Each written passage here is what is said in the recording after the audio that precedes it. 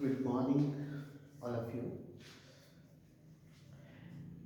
तो चलिए दोस्तों, आज मैं हाजिर हूँ दूसरे कंसेप्ट को लेकर के, जो कि बहुत इम्पॉर्टेंट एक हिसाब से हम मान सकते हैं, जो कि 6 नंबर के क्वेश्चन के पर्सपेक्टिव से क्लास 12th के लिए सीबीएसई बोर्ड के एग्जामिनेशन में एक इम्पॉर्टेंट कंसेप्ट जो है वो माना जाता है।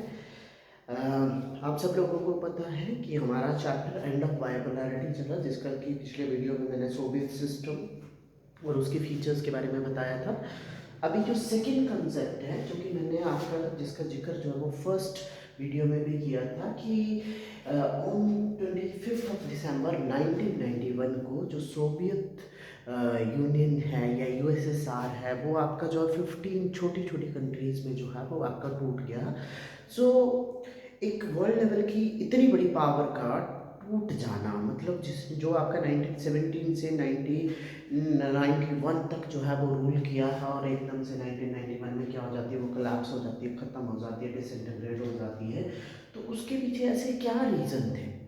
वैसे तो बहुत सारे रीज़न मेंशन किए गए हैं, बहुत सारे रीज़न हैं आपकी बुक में, बट स्टिल उसमें से जो मेन, जिसको हम जो एग्जामिनेशन पर्सपेक्टिव से याद रखने के पर्सपेक्टिव से जो हमारे लिए इजी हैं, या हम लोग जो है वो 6 मेन जो है वो करेंगे, इसमें से भी 7-8 जो है वो हम डिस्कस करेंगे। उसमें से आप कोई 6 जो है वो उसको रिकॉल कर सकते हैं और उसको जो है वो अपने एग्जाम में यूज़ कर सकते हैं।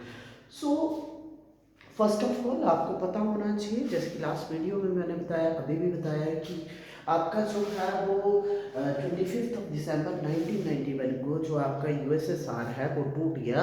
और जब ये डिसइंटीग्रेट हुआ तो उस टाइम आपके यूएसएसआर के जो प्रेसिडेंट थे वो मिस्टर मिखाइल गोर्बाचेव थे बच्चों, ठीक है, जो कि आपकी 1985 में जनरल सेक्रेटरी बने कम्युनिस्ट पार्टी के, और 1989 में प्रेसिडेंट ऑफ आपके जो है वो रशिया या यूएसएसआर की में जो है वो आपकी की पोजीशन में जो है वो आपके होल्ड करते हैं बच्चे।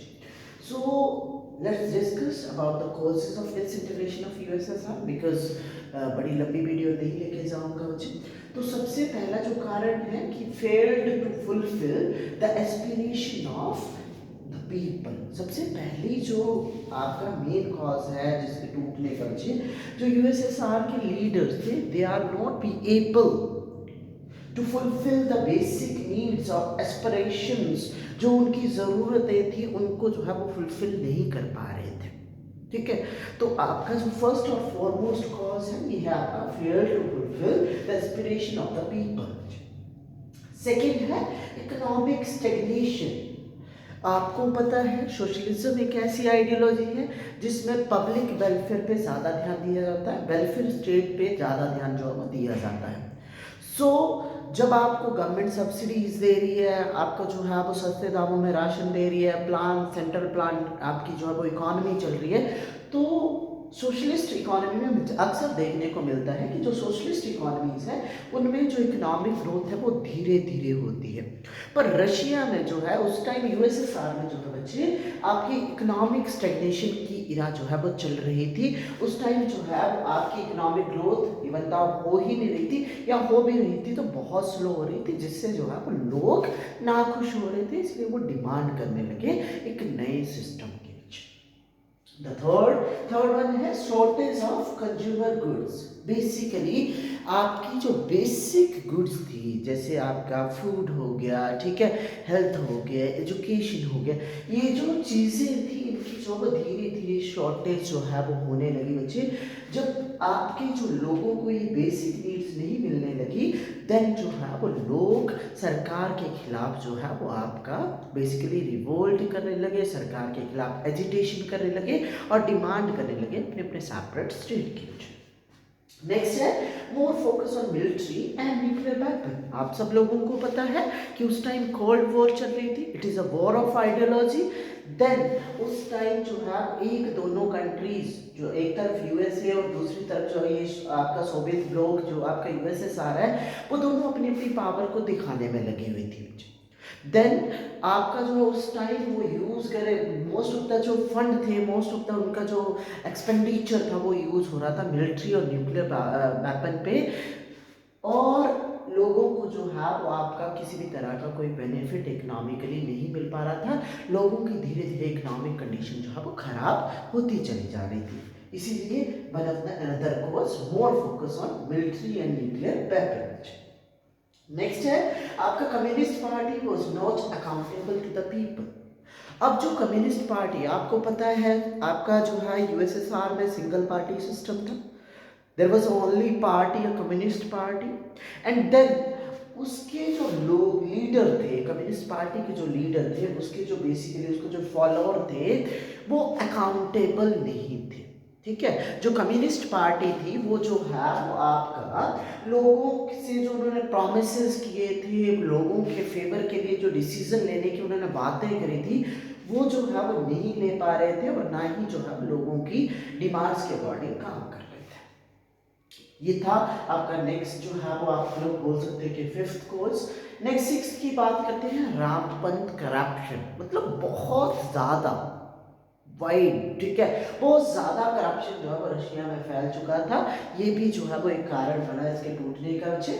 उसके साथ है नेक्स्ट जो कोर्स है कि जो पार्टी के लीडर थे उनको जो है आपका बेसिकली बहुत ज्यादा प्रिविलेजेस जो है वो सरकार ने दे रखी थी, जिस करके आपके जो है लोग कहीं ना कहीं उन पार्टी लीडर से तंग आ चुके थे, एंड देन जो है वो आपका वो इस सिस्टम से छुटकारा पाना चाहते थे, वो जो है वो एंड करना चाहते थे। नेक्स्ट आपको पता है, पहले ही बताया कि इस टाइम जो है वो मिखाइल गोर्बाचेव प्रेसिडेंट थे यूएसएसआर के।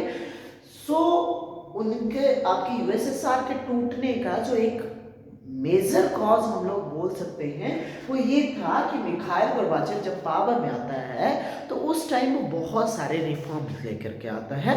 उसमें से जो दो इंपॉर्टेंट रिफॉर्म्स है वो है ग्लासनोस्ट और प्रीहिस्टोरिका, जो कि आपके ये रशियन लैंग्वेज के वर्ड है।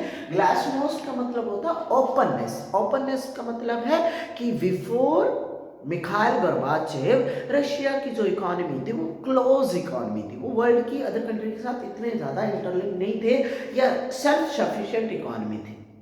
बट जैसे ही आपके मिखाइल गोर्बाचेव आए तो उन्होंने क्या किया, अपनी कंट्री को ओपन कर दिया कि बाहर से कोई भी कंट्री यहाँ करके इन्वेस्टमेंट कर सकती है, आपकी इंडस्ट्रीज अपनी जो है वो आपकी एमएनसीज वगैरह जो है वो आपकी लगा सकती है। तो कहीं ना कहीं लोग इससे नाराज हुए क्योंकि रशिया की इकोनॉमी सेल्फ सफिशिएंट थी और सोशलिज्म में थोड़ा सा इन चीज़ों पर ध्यान जो है वो कम दिया जाता है। नेक्स्ट है प्रीहिस्टोरिका।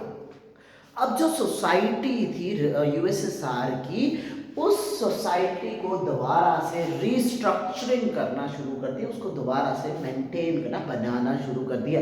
बेसिकली प्रीहिस्टोरिका का मतलब ही रीस्ट्रक्चरिंग होता है, जिसमें न्यू इकोनॉमिक पॉलिसी होगी, वेरियस नए इकोनॉमिक रिफॉर्म्स हो गए। तो आपका जो है ये जो रिफॉर्म्स हैं ग्लासनोस्ट और प्रीहिस्टोरिका, ये जो है वो कहीं ना कहीं आपके यूएसएसआर के डिसइंटीग्रेशन का कारण जो है वो बने हैं बच्चे।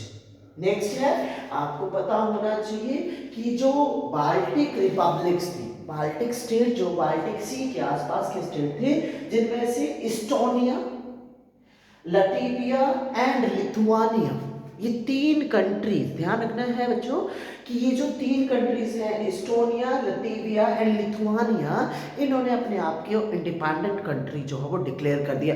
तो आपको यहाँ से क्वेश्चन पूछा जा सकता है कि which three country firstly declare their independence from the USSR.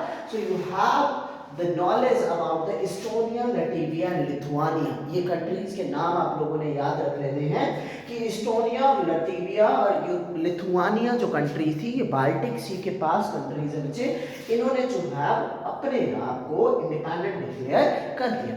अब धीरे धीरे इन तीनों को देख करके क्या हुआ, मिखाइल गोर्बाचेव ने इनको फ्रीडम प्रोवाइड कर दी। देन धीरे धीरे जो है यूक्रेन, जॉर्जिया, बेलारूस, इन कंट्रीज ने भी जो है वो आपका इंडिपेंडेंट स्टेट के लिए डिमांड करनी जो है वो शुरू कर दी। ठीक है, तो ये थे बच्चों मेजर कॉजेस, ठीक है, आपके जो है डिसइंटीग्रेशन ऑफ यूएसएसआर के।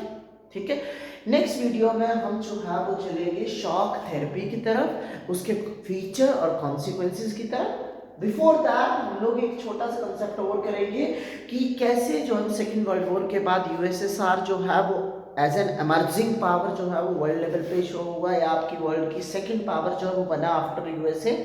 और उसी के साथ एक छोटा सा इसी कंसेप्ट का आगे जो है वो कंटिन्यूटी में रहेगा, consequences of disintegration of USSR, कि जब यूएसएसआर टूट गया तो पूरे वर्ल्ड पर उसके क्या रिजल्ट निकले, क्या इम्पैक्ट निकले। आज के लिए काफ़ी है, बाकी जो है वो हम नेक्स्ट वीडियो में डिस्कशन करेंगे। धन्यवाद।